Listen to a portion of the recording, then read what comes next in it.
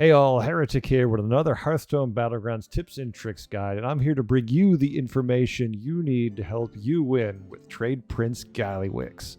So get comfy and let's dive in. First, let's talk about his hero power smart savings, which reads, passive, after you sell a minion, get 1 extra gold per turn, can exceed 10.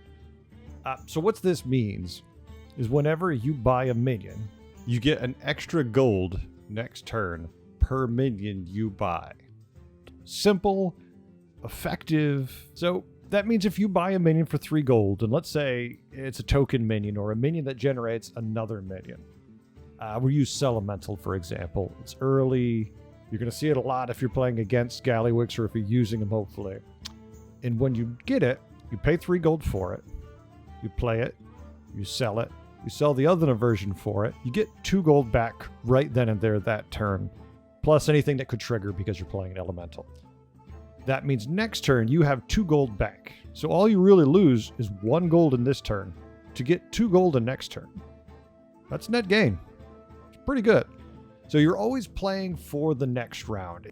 So let's say you have 2 extra gold in your hand, but you have to freeze the board because for whatever reason you can't refresh it. There's a triple lined up. You don't want to go to a small board. It'll leave you too weak. But there's another minion you can do.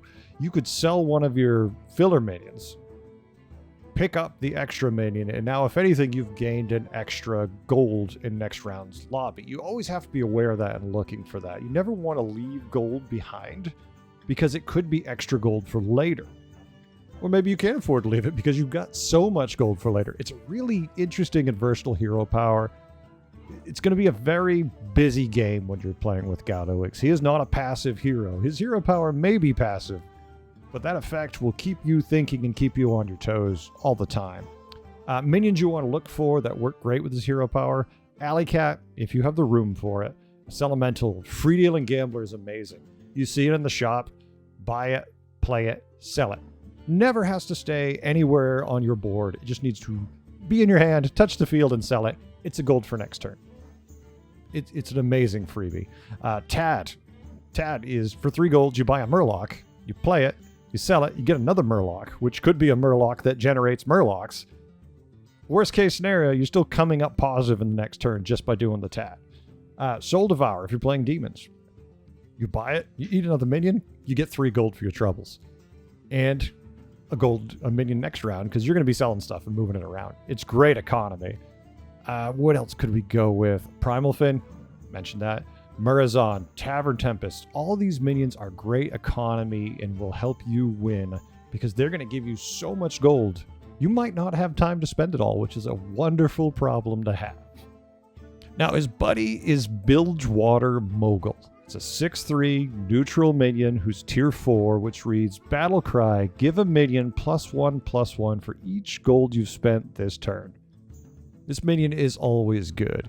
You've got a minion that you can't normally buff, a neutral one, a Baron Rivendare, a Bran, something that's there but not really have any stats. Target it. Look at that. Now it's zap proof. Now it's just a monster. You've got something that somehow missed all the stats where you've been buffing randomly all over your board because it's RNG. Target it now. Got a cleave minion? Divine Shield? Need more stats? There you go. Chuck it right on them. This is a targeted buff. It is phenomenal. Oh, Bran doubles it, so just be aware you might not want to play it the turn you get it. Because if it's a turn you don't have that much gold you spent, you can see the next round you're going to spend a bunch. Maybe hang on to it for a round. Myself, I almost never triple this minion. Triple, it's a 12/6. Still tier 4, still neutral. But it's +2/+2 for each gold you spent this turn. Good, very good, mind you, but play it, buff your board. You're probably going to be cycling through much stuff. You want to sell it because you're not going to have much room for it. Then later you'll get 2 more of them.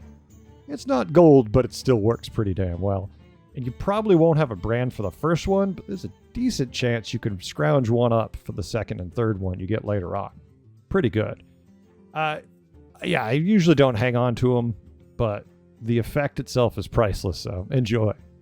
Now, when it comes to tiering with Gallywix, typically I'm going to do a warrior curve or a basic curve.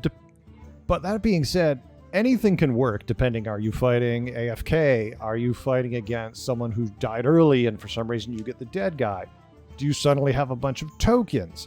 If you get the right minions, like if you reset your shop and there's 3 free-dealing gamblers in there, you can triple it. You could just cycle through them and generate 3 extra gold for your previous turn and still have a bunch of gold for this round. There's so many weird scenarios you can get with this hero that make it fun and interesting. You kind of got to play it by ear, like you always should be anyways. You never want to just stick to one curve and say, this is my path to victory. But this hero is going to, you have to be very fluid with this effect and see what happens.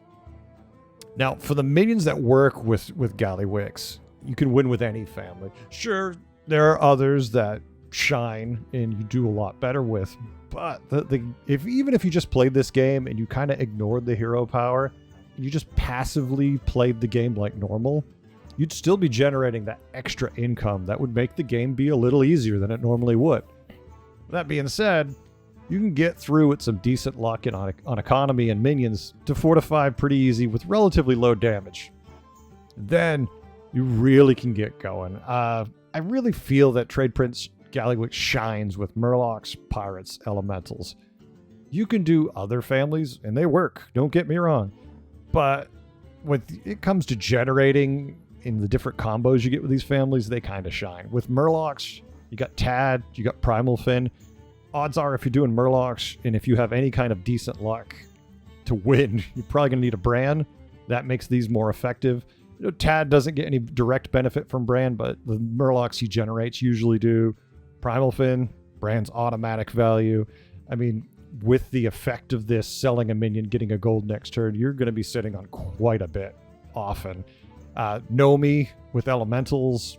Get a Nomi, get a Recycling Wraith, and you just cycle nonstop. You just sit there going through the board like a madman, having a good time. Very enjoyable playstyle with that. Harder to pull off, but you will have infinite gold. Any amount of Hogger, Salty Looter, just go. This board still acts from the usual in that if it runs into poison, it's going to die. But it's fun as hell, and you can get infinite gold incredibly easy with the pirate build on that setup. So enjoy that much. Now, when it comes to countering Gallywix, his strat is usually about playing lots and lots of minions as fast as he possibly can.